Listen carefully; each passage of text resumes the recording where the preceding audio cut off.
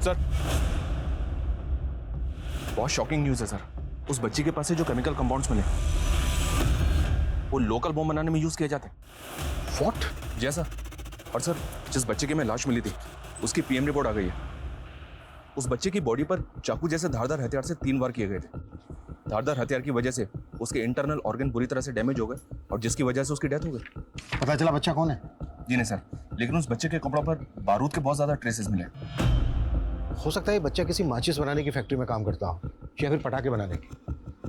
वैसे एक और पॉसिबिलिटी है, तुमने कहा था कि बच्ची के पास से केमिकल कंपाउंड्स मिले थे जो लोकल बम बनाने के काम में आते हैं। जी सर।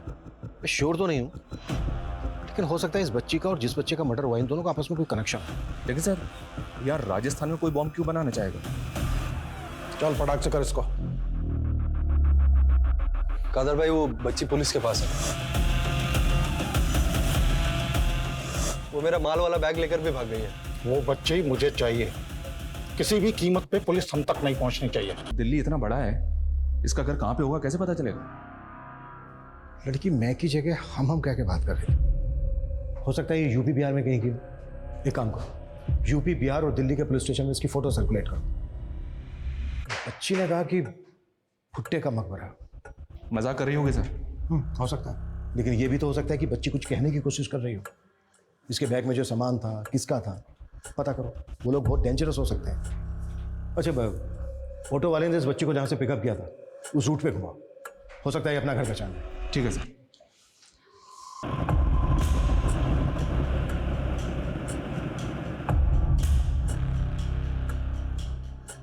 को बचाने के लिए सरेआम पुलिस के ऊपर गन तान देता है। आई नो, ये लोग बहुत खतरनाक हैं और इनका कोई ना कोई बड़ा प्लान जरूर है। कैसे भी करके बच्चे के बारे में पता लगाओ, बच्चे की जान खतरे में हो सकती है। और बच्चे के घर वालों के बारे में भी पता लगाओ, हो सकता है उनके थ्रू इन लोगों का क्लू मिले।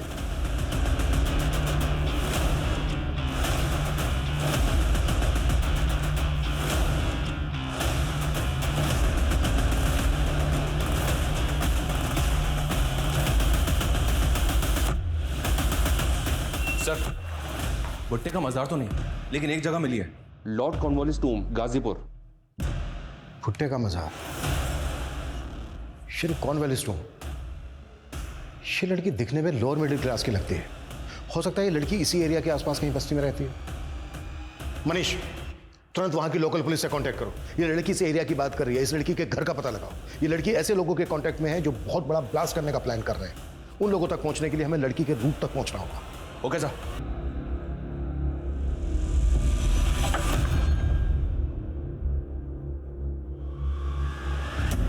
एक्सक्यूज मी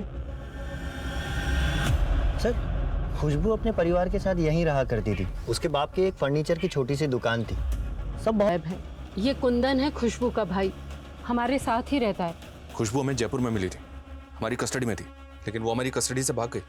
हमारा ऐसा मानना है कि उसका ताल्लुक किसी गिरोह से हो सकता है। अब हम क्या बताएं साहब, बच्ची का कुछ पता नहीं है, कहाँ है कैसी है, हमें कुछ नहीं पता साहब। सर, रेखा का कहना है कि वो खुशबू के बारे में कुछ भी नहीं जानती, बट आई गेस कि वो हमसे कुछ छुपा रही है। पता करो इस रेखा का चक्कर क्या है। मिलते हैं इस कच्चन से।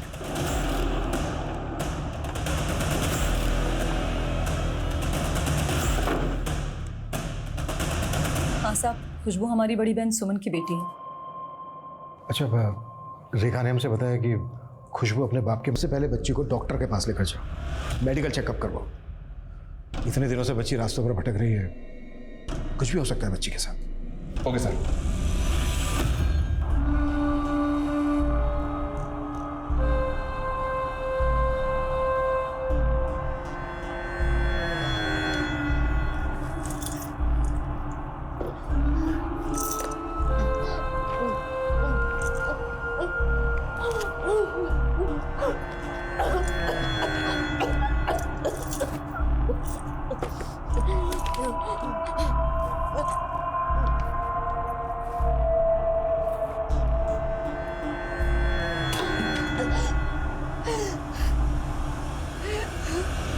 सर, ये खुशबू की मेडिकल चेकअप की रिपोर्ट है। आपका शक बिल्कुल सही था, उसको रेगुलरली सेक्सुअली अब्यूज किया जा रहा था। हो सकता है उसी गिरोह का काम है। सर, हमने शिप्रा के बारे में भी पता किया। शिप्रा के कॉलिकोट तो क्लीन है, लेकिन इसका पति गगन ये लफड़े वाला आदमी है सर। ये छत्तीसगढ़ का रहने वाला है, लेकिन पिछले 2 साल से यहाँ जयपुर में रह रहा है और किसी कादर नाम के आदमी के टच में है। कादर का असली नाम संजय है। ये गढ़चिरौली महाराष्ट्र का रहने वाला है, के टच में। व्हाट?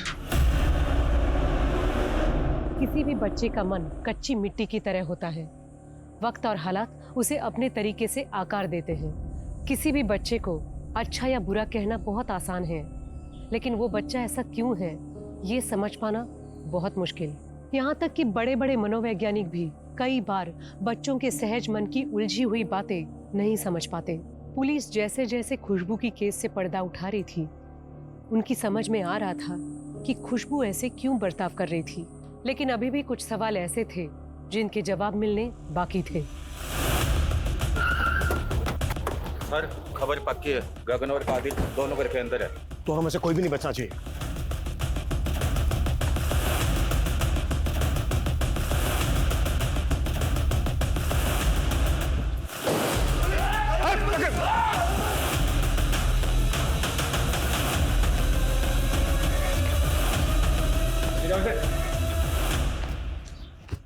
डालो साले को गाड़ी में।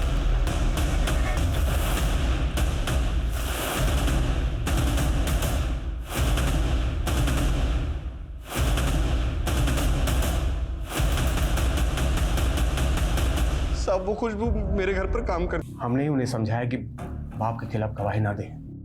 सर, माँ तो मर चुकी थी, बाप को जेल हो जाती तो बच्चों का क्या होता। फिर भी पुलिस उसके बाप को पकड़ के ले गई, लेकिन कोई गवाह सबूत नहीं था, तो 3 महीने बाद उसको बेल मिल गई थी। लेकिन फिर भी बच्चों की विपदा खत्म नहीं हुई थी। मत पिया करो इतना। तुमने हमारी माँ को मारा और बैठ के दारू पी रहे हो। निकलो। क्या साले अपने बाप का बाप बन रहा है? जिस तरह तुम्हारी अम्मा को मारा ना, तुम्हें भी मार डालेंगे। क्या बोला?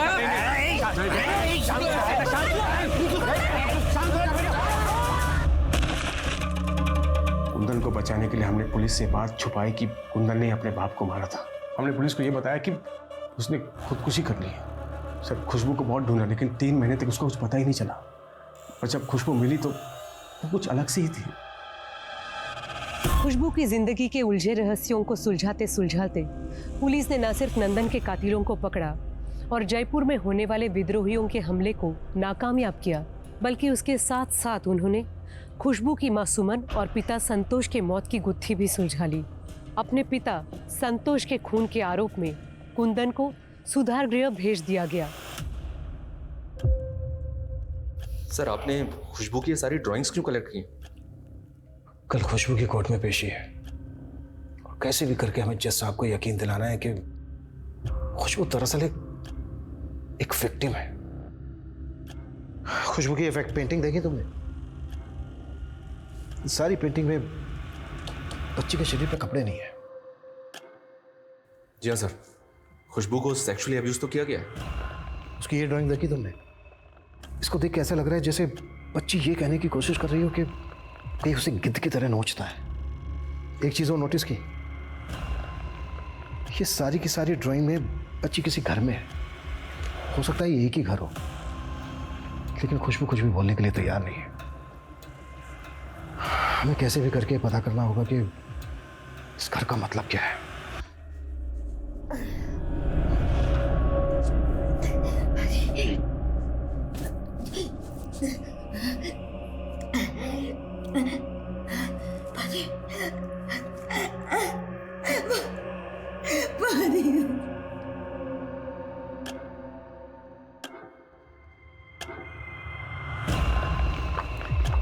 खुशबू, क्या हुआ?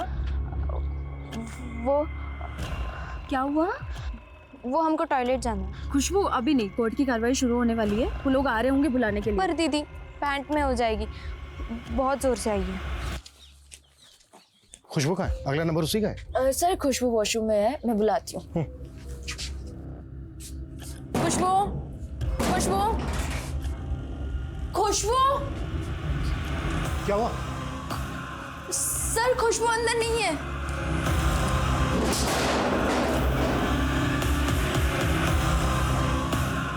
फिर से भाग गई। पूरा एरिया छान मारो, कहीं निकलनी नहीं चाहिए वो। Okay sir.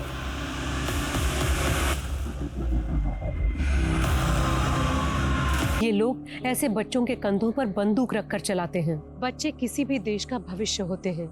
ये हर एक नागरिक की जिम्मेदारी है कि वो हर एक बच्चे की रक्षा करें। अब मैं सोनाली कुलकर्णी आपसे विदा लेती हूँ। फिर होगी मुलाकात एक ऐसे ही चौंका देने वाले केस के साथ क्राइम पेट्रोल सतर्क, जस्टिस रीलोडेड में। तब तक अपना और अपने परिवार का ख्याल रखिए। आप जानते हैं कि हम एक मुश्किल दौर से गुजर रहे हैं। कृपया मास्क पहनें, समय समय पर हाथ धोते रहें और उचित दूरी बनाए रखें। देखते रहिए क्राइम पेट्रोल सतर्क। जय हिंद। आउट। हमारे देश की कानून और न्याय व्यवस्था बहुत सख्त है। हम पुलिस वाले भी अपना काम पूरी ईमानदारी के साथ करते हैं, लेकिन इसके बावजूद हमारे समाज में अपराध बहुत तेजी से अपने पैर पसार रहा है। हमेशा मुझे लगता था कि अपराधियों की साइकोलॉजी को मैं बहुत अच्छी तरह से समझता हूं।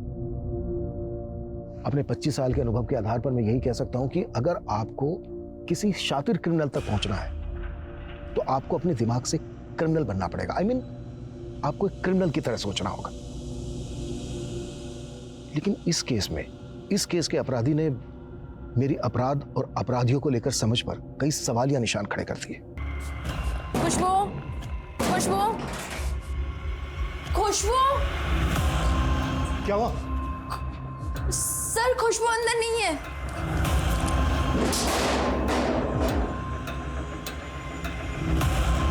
फिर से भाग गई। नमस्कार, मैं सोनाली कुलकर्णी क्राइम पेट्रोल सतर्क के इस नए अध्याय में आपका स्वागत करती हूँ। अपराध और अपराधी आज हमारे समाज में महामारी की तरह फैलते जा रहे हैं। ना अपराधियों की संख्या में किसी भी प्रकार की कमी दिख रही है और ना ही अपराध कम होते नजर आ रहे हैं। हर रोज हमारे आसपास कितने ही अपराध होते रहते हैं। कुछ के बारे में हमें पता चल जाता है, लेकिन कुछ अपराध ऐसे होते हैं जो लोगों की नजर में नहीं आ पाते। और परेशानी तब और बढ़ जाती है जब अपराधी कोई बच्चा हो। बच्चों को मासूम समझा जाता है, लेकिन कई बार बच्चों के हाथ से ऐसे संगीन अपराध होते हैं जिसकी कल्पना भी नहीं की जा सकती। आज जिस बच्ची का केस हम आपको दिखाने जा रहे हैं वो न जाने कितने सवालों से घिरी हुई थी। हम आपसे बाद में बात करते। हाँ,